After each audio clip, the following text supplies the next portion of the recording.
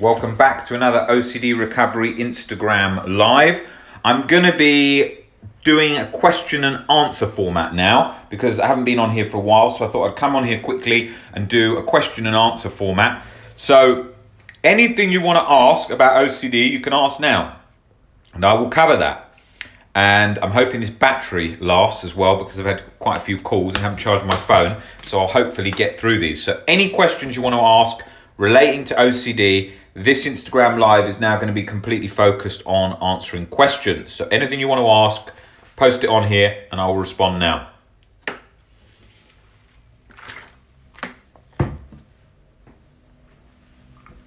Anything at all. You can ask absolutely anything. This account is about talking about things that people don't ask about OCD. The whole world's full of so many people keeping quiet about their OCD and so many accounts and pages and so on where people don't go into enough detail about OCD. We talk about it all honestly here. All the contents of the thought, any fear you want, you can ask me anything. That is what this account is all about. Straight talking to the point about what is going on with OCD. And that's what it's all about, this account. Right. How to start unconditionally self-accepting. Good place to start is the first book on the reading list, How to Stubbornly Refuse to Make Yourself Miserable About Anything by Albert Ellis. I think that's probably your best bet to start with. So I'd get that book and start reading through that. That's definitely the best place to start. How to do with fear of losing it. By fear of losing it, do you mean going crazy? Because is that what you mean?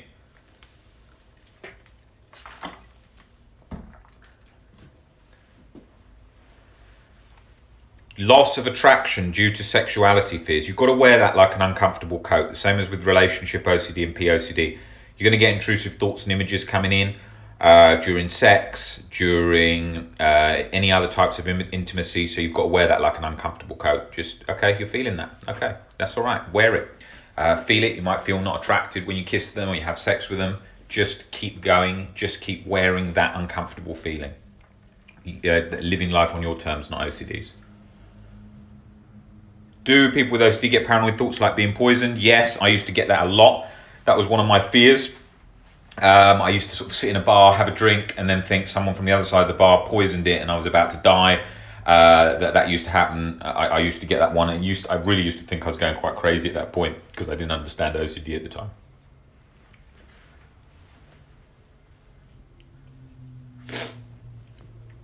How differs a natural searching for sex and the reassurance from HOCD? I don't fully understand that question, so if you just put that in some more different words. Where do I start with breathing sensory motor OCD and how can I cope with that regarding work?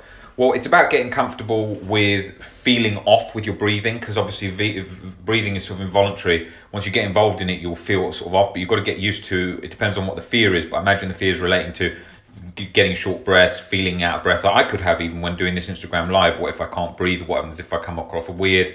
All kinds of things like that. So it's getting used to that, not caring what other people think by exposing yourself to that, as well as breaking down the fear that drives it, which is it would be terrible if I can't get out of the breathing cycle of being stuck, or it would be terrible if the breathing situation makes my life more challenging, and just getting used to and accepting more of that. Again, a bit like wearing the uncomfortable thoughts, wearing the uncomfortable sensations too, as like an uncomfortable coat. That one in relation to ROCD, definitely that is a compulsion. As a confession, you can't be confessing it to them to try and keep getting reassurance that they get you and understand you. That is definitely a compulsion.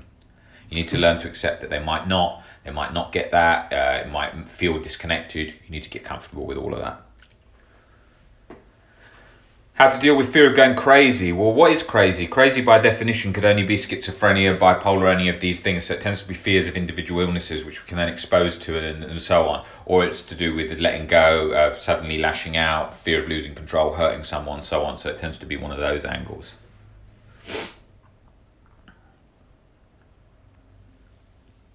Yeah, OCD does affect intimacy and creates guilt. That's one of its main things it does.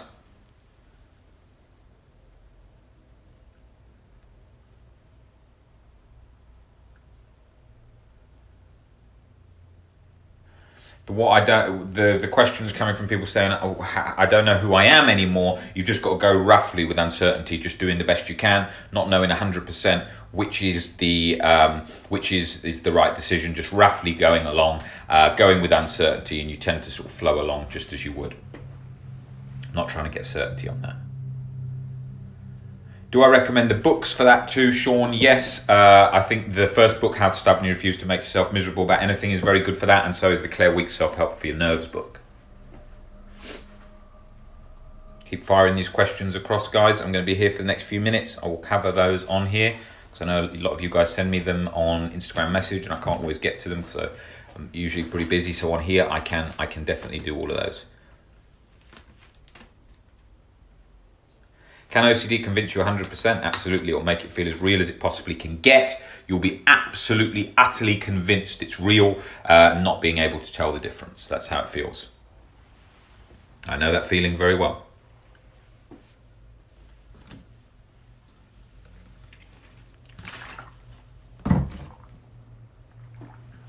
Any other questions today, guys? Shoot them across here. Do you push through it with intimacy and just feel the guilt? Yes, absolutely. Whatever thoughts come in during sex, you just carry on as usual, wear them like an uncomfortable coat.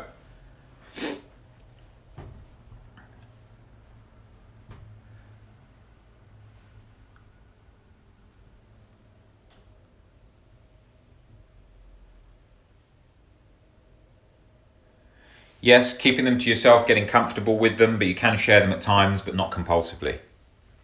You don't need others' approval and acceptance of your thoughts. How do you get over the fact of how much OCD is taken from your life?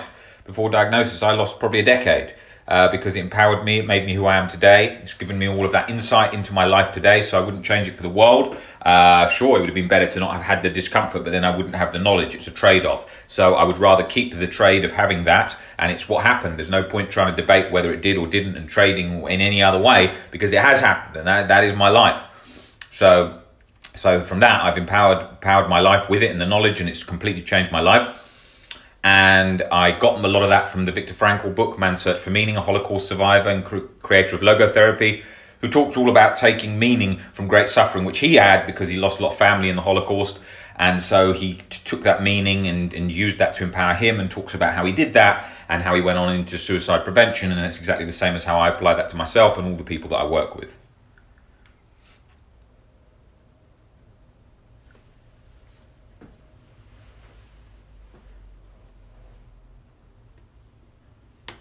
OCD has robbed me of my sleep. I wake up early in the morning and often have OCD dreams. Okay, you're having OCD dreams, you're a bit tired. I'm sure you can still function and get through things in life.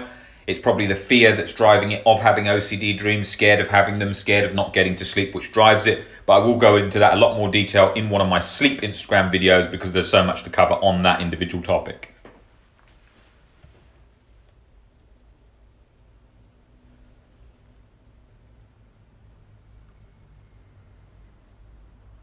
Is it normal to get used to intrusive thoughts? Well, that's what we're trying to do. We're trying to get used to them, and you just experience them like thoughts, which is all they are. So that is what we're trying to do. That is what we're working towards.